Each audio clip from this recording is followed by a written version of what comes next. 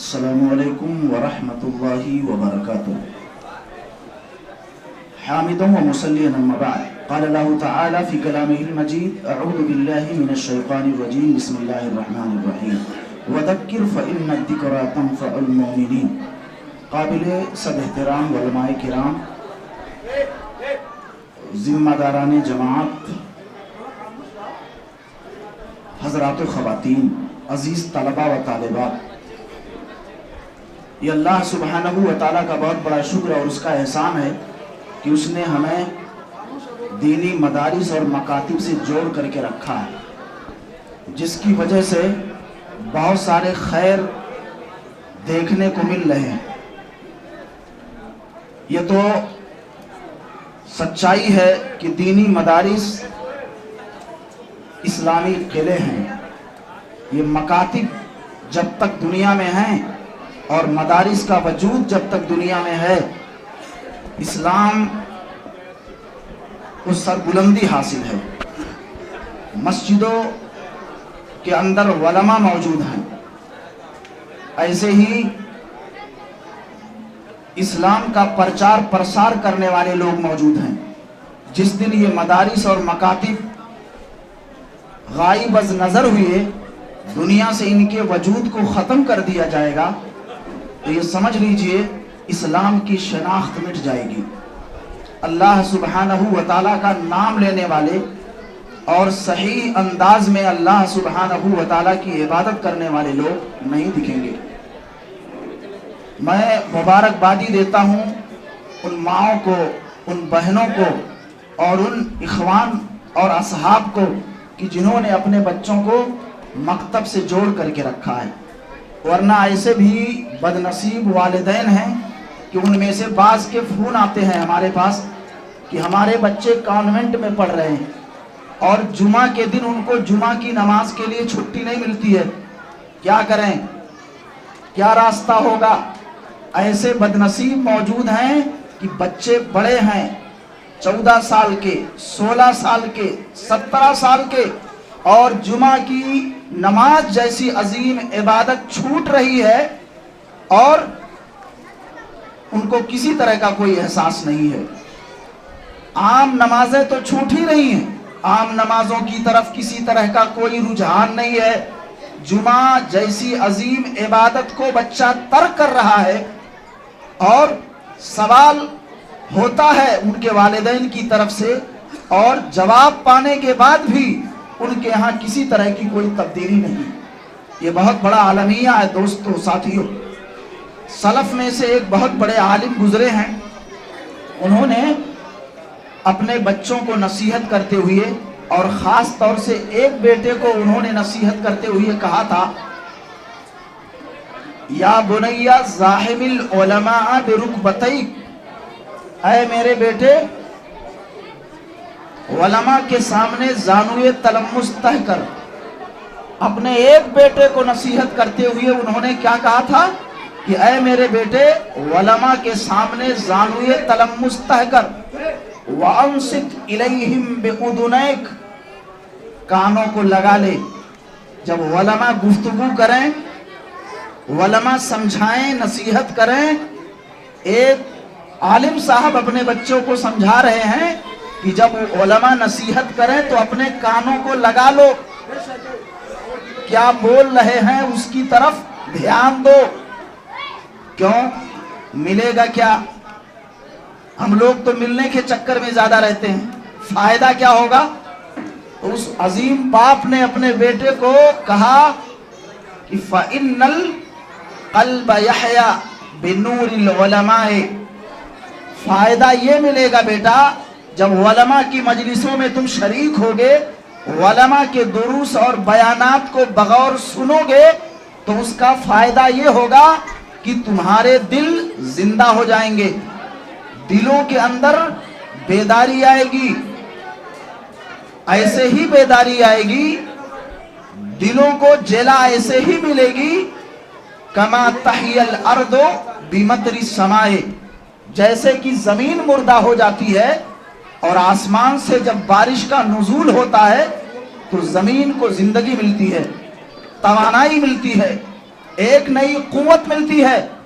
تو علماء کی مجلسوں میں حاضر ہویا کر ایک باپ اپنے بیٹے کو سمجھا رہا ہے، بہت افراتفری کا ماحول ہے، آپ لوگ تو چند باتیں صرف سنیں، بس چند باتیں سننے کے بعد آپ کو ایسا لگے گا کہ آپ نے مکتب میں ڈال کر کے اپنے بچوں کو بڑا اچھا کیا ہے، اپنی دنیا کو بنا لیا ہے اور اپنی آخرت کو سنوار لیا ہے۔ ابھی ایک اہم بات آپ کے سامنے رکھی گئی کہ ایک باپ اپنے بیٹے کو علماء کے سامنے بیٹھنے کے لیے کہہ رہا ہے، ان سے سیکھو، ان کے سامنے بیٹھو، دلوں کو جلا ملتی ہے، اس سے دل مصفا اور مجلہ ہوتے ہیں۔ اور آپ جانتے ہیں قرآن عزیز کے اندر ایک سورت ہے سورہ لقمان۔ آج والدین کی کتنی بڑی ذمہ داریاں ہیں، ان ذمہ داریوں کو والدین ماں باپ نہیں سمجھتے۔ آدھا گھنٹہ 1 گھنٹے کے لیے ٹیوشن میں بھیج دیتے، کلاسوں میں بھیج دیتے، کہتے حافظ جی آ کے ٹیوشن پڑھا کے چلے جا رہے ہیں، ہو گیا کام۔ 1 گھنٹہ آدھا گھنٹہ کسی مدرسہ اور مکتب میں مسجد میں بھیجنے سے کام پورا نہیں ہوگا۔ یہ آپ سمجھ لیں الہاد کا دور چل رہا ہے، فتنے دروازوں تک پہنچ چکے ہیں، اکثر مسلمان بیٹیاں ارتداد کی راہوں پر چل پڑی ہے، اور اس کا سب سے بڑا جو سبب بتایا جاتا ہے وہ یہ ہے، اور آپ نے محسوس بھی کیا ہوگا کہ مرتد ہونے والی بیٹیوں میں وہ ہیں اکثر 99% جنہوں نے نہ مکتب کا چہرہ دیکھا، نہ کسی مدرسے کا رخ کیا ہے، نہ کسی عالم کے سامنے بیٹھ کر کے انہوں نے کچھ سیکھا ہے، نہ ان کے والدین دینی غیرت اور حمیت رکھنے والے ہیں۔ ایسوں کی بیٹیاں غیروں کی طرف جا رہی، ارتداد کی لہر نہیں بلکہ سونامی چل رہی ہے۔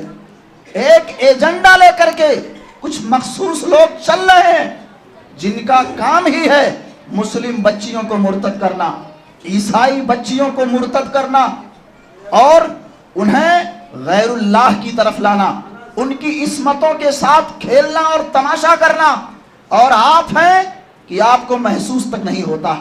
ایک چائے پی کر کے 2-2 3-3 گھنٹے ہوٹلوں میں بیٹھا رہتا ہے یہ مسلمان، اس وقت یہ گھر میں داخل ہوتا ہے جب بچے سو چکے ہوتے ہیں، 12 بجے، رات کے 1 بجے 2 بجے، اور جب یہ سویا ہوا ہوتا ہے صبح ہمارے بھائیوں کی 11 بجے ہوتی ہے، 12 بجے ہوتی ہے، جب یہ سویا ہوا ہوتا ہے مسلمان تو بچے اسکولوں کے لیے جا چکے ہوتے، ہفتے میں 1 دن ملاقات وہ بھی سنڈے کو ہوتی ہے، اور کچھ تھوڑا زیادہ پیسے والے ہیں تو ان کی ملاقات ان کے بچوں سے مہینے میں 1 بار ہوتی ہے۔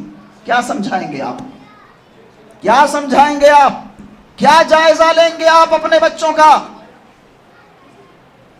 اسی لیے آج خرابیاں ہیں، دقتیں ہیں، بے راہ روی کے بچے شکار ہو گئے ہیں۔ حضرت لقمان علیہ السلام کوئی پیغمبر نہیں تھے، کوئی نبی نہیں تھے، لیکن کیا کہا تھا اپنے بچے کو؟ بیٹا شرک سے بچنا، یہ بہت بڑا جرم ہے، اس سے بڑی غداری کائنات کی رب العالمین کے ساتھ کوئی اور ہو ہی نہیں سکتی ہے، یہ بہت بڑی غداری ہے، بہت بڑا جرم ہے۔ لقمان علیہ السلام نے سمجھاتے ہوئے اللہ کی قدرت، اس کے جو ہے علم کامل کا تذکرہ کیا کہ بیٹا کوئی بھی شے ہو، چاہے وہ چٹان میں ہو، اور چاہے وہ زمین کی تہ میں ہو، چاہے وہ آسمان کی بلندی میں ہو، کہیں پر بھی ہو، رائی کے دانے کے برابر بھی کوئی شے ہو، اللہ اسے حاضر کرنے پر قدرت رکھتا ہے، اسے لانے پر قدرت رکھتا ہے۔ عقیدے کی تعلیم دے رہے ہیں، پیغمبر نہیں ہیں، نبی نہیں ہیں، رسول نہیں ہیں، اور ابھی عقیدہ آپ کو نہیں معلوم۔ یہ سب کچھ بتانے کے بعد کیا کہتے ہیں؟ بیٹا نماز قائم کرنا، اور ابا جان خود ہی نہیں نماز قائم کرتے، ابا جان خود ہی نماز نہیں قائم کرتے ہیں۔ کیا کہہ رہے ہیں؟ نماز قائم کرنا۔ اور جو کچھ ہم نے بتایا ہے جب آپ نے اس کو سیکھ لیا ہے بیٹا، تو اب سنو، لوگوں کو بھلائی کا حکم دینا، دعوت دینا، یہاں دعوت دینا، بھلائی کا حکم دینا، برائی سے روکنا، ہمارے دوستوں نے یہ سمجھا یہ صرف مولانا لوگوں کا کام، ہمارا کام تو صرف کمانا ہے، آرام کی زندگی اور راحت کی زندگی گزارنا ہے، یہ سارا کام جو مشکل ہے یہ مولانا لوگوں کے کھاتے میں ہم لوگ ڈال دیتے ہیں۔ ایک باپ اپنے چھوٹے بیٹے کو سمجھا رہا ہے، اور وہ بیٹا جو ابھی بالغ بھی نہیں ہوا ہے، چھوٹے بیٹے، اے میرے چھوٹے بیٹے بھلائی کا حکم دو. پہلے کہا نماز قائم کرو، بھلائی کا حکم دو، لوگوں کو برائیوں سے روکو، منکرات سے منع کرو. اور وہ جانتے تھے کہ برائیوں سے جب روکا جائے گا، کہا جائے گا داڑھی کاٹ رہے ہو غلط کر رہے ہو، جب یہ کہا جائے گا کہ تمباکو کھا رہے ہو یہ غلط ہے، سود بیاج پر لین دین کر رہے ہو غلط ہے، تو آپ ناراض ہوگے، آپ ضرب لگانے کی کوشش کرو گے، آپ سامنے والے کو نقصان پہنچانے کی کوشش کرو گے. لقمان علیہ السلام نے کیا کہا تھا؟ وَاصْبِرْ عَلَىٰ مَا أَصَابَكَ. برائی سے روکنے کے بعد جو دقتیں آئیں، پریشانیاں آئیں گی، اس پر بیٹا صبر کرنا. چھوٹے بیٹے کو، آج ایک بچی ہے بچوں کا لباس پہن کر کے چلتی ہے، جن پینٹ پہن کر کے چلتی ہے، اور ابا جان کہتے ہیں آگے سدھر جائے گی بڑی صاحب، ٹینشن لینے کی ضرورت نہیں. ایک بیٹا ہے بیٹیوں والا لباس پہنتا ہے، لعنتی کام کروا رہا ہے، بے غیرت باپ کہتا ابھی چھوٹا ہے آگے جا کے سدھرے گا، سنبھل جائے گا. آگے سنبھل نہیں جائے گا، آگے اور بگاڑ کا سبب بنے گا، وہ اور لوگوں کو تباہ کرے گا. وہ پیارے مصطفیٰ صلی اللہ علیہ وسلم کی حدیث ہے کہ لعنت ہے ایسے لوگوں پر جو مرد ہیں اور عورتوں کا لباس پہن رہے ہیں، لعنت ہے ایسی عورتوں پر جو مردوں کا لباس پہن رہی ہے. لعنت فرمائیے، یہ لعنتی کام اپنے بچوں سے نہ کرواؤ. اوپر سے نقاب ہے اور اندر سے جین پینٹ ہے اور شرٹ ہے، یہ مسلمان بیٹیاں پہنتی اور گھروں سے نکلتی ہیں، ناچتی ہیں اور کیا کیا کرتی ہیں. یہ وجہ صرف یہی ہے. کئی ایک وجوہ ہیں، ان میں سے بڑی وجہ یہ ہے کہ دینی تعلیم سے یہ عاری اور خالی. آپ نے اتنا بڑا کام کیا ہے، اس پر دیکھیں آپ. پیارے نبی حضرت محمد رسول اللہ صلی اللہ علیہ وسلم فرماتے ہیں قرآن کی تعلیم چل رہی ہے، درجہ 3 تک کے بچوں نے تقریریں کی بلا تعمل، کوئی جھجھک نہیں، کوئی خوف نہیں، کوئی ڈر نہیں. بڑی خوشی ہوئی. ہم لوگ ایک زمانے سے مدرسوں سے جڑے ہوئے ہیں جہاں اونچے معیار کے طلبہ ہوتے ہیں، لیکن اس کم عمری میں تقریریں کرنے والے وہاں بھی بہت کم ہوتے ہیں. الحمدللہ چھوٹے چھوٹے بچے، چند کمزوریاں، معمولی درجے کی کمزوریاں، لیکن بہت ہی اچھے انداز میں انہوں نے خطابات پیش کیے. یہ خوش نصیبی ہے آپ کی. آپ احساس کمتری کے شکار مت ہوئیے اور یہ مت کہیے کہ علماء ہیں یہ کیا کماتے. آج علماء وہ کماتے ہیں جو آپ میں سے کئی لوگ نہیں کما سکتے ہو. کیا پتا ہے آپ کو؟ ایسے ایسے لوگ پڑے ہوئے ہیں جو صدقہ و خیرات بانٹتے ہیں، جن کے ہاں سینکڑوں لوگ کام کرنے والے ہیں. یہ وہ دور نہیں ہے کہ جس میں علماء پریشان رہا کرتے تھے. جن علماء کے پاس صلاحیت ہے، قابلیت ہے، ہاتھوں ہاتھ لوگ لینے کے لیے تیار ہیں. اللہ کی قسم بہترین زندگی گزار رہے ہیں. اس لیے احساس کمتری کے شکار مت ہو. اور کتنی بڑی خوش نصیبی ہے آپ کا بچہ رہنمائی کا ذریعہ بنے، آپ کا بچہ لوگوں کو سمجھائے، آپ کے بچے کے ذریعے سے کوئی عورت، کوئی ماں بہن حلالہ جیسی مذموم رسم سے بچ جائے، اس کی آبرو سلامت رہے. یہ کتنے بڑے شرف کی بات ہے آپ کے لیے. آپ کا بچہ ہاتھ اٹھا کر کے دعا کرے کہ اللہ والدین پر رحم فرما. یہ کتنی بڑی بات ہے. کتنا اشرف عمل کر رہے ہو آپ. آپ دنیا سے چلے جاؤ، آپ کا بچہ نماز پڑھنے کے لیے آئے، قرآن کی تلاوت کرے، استغفار کرے، دعا کرے اور صدقہ و خیرات کرے.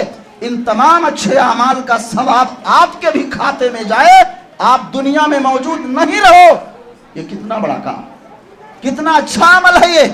آپ انجینئر بنا دو، ڈاکٹر بنا دو، پیسہ کمانے والی مشین بنا دو، دنیا میں خوب پیسہ کماؤ، شہرت کماؤ، نام کماؤ، لیکن آپ کے مرنے کے بعد یہ بچہ 2-5 سال میں بھی آپ کی قبر پر جا کر کے دعا نہیں کرے گا، نہیں کرے گا. آپ دین سے جوڑیں. یہ فتنوں کا دور ہے، مختلف صورتوں اور شکلوں میں فتنے سر اٹھائے جا بجا کھڑے ہیں. اگر دینی شعور نہیں رہے گا، اگر آپ کے ہاں بیداری نہیں رہے گی، اگر علم شرعی کا فقدان آپ کے ہاں پایا جائے گا، آپ گمراہ ہو جائیں گے.